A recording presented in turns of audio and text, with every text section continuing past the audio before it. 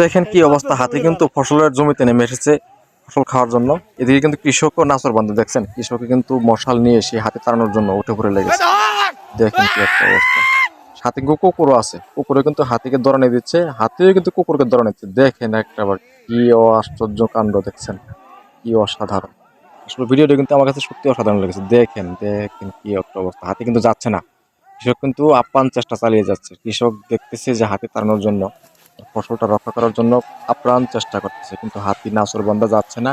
এখন কিন্তু যাচ্ছে হাতি, দেখেন আবার কিন্তু দৌড়ানি দিবে হাতি, আবার দাঁড়িয়ে যাবে। দেখেন কি একটা অবস্থা। দেখেন হাতি আসলেও মানুষের দ্বন্দ্ব নিরসনে কবে যে শেষ হবে এটা নিজেও জানি না। দেখেন হাতি কিন্তু আবার আসতেছে, ও মা দেখছেন, আগুন দেখেও ভয় পাচ্ছে না। দেখেন কি একটা অবস্থা, হাতি কিন্তু দাঁড়িয়ে আছে। মানুষ এই যে চিল্লানি দিচ্ছে বা এই যে চিল্লাচিল্লি করতেছে, অনেক দর্শক কিন্তু আছে সাইডে, অনেক লোকজন দাঁড়িয়ে আছে, তারপরে কিন্তু হাতি ভয় পাচ্ছে না। দেখেন কি একটা অবস্থা, ও মা দেখছেন হাতি কিন্তু আবার ফিরে আসতেছে। এর বাবা রে বাবা।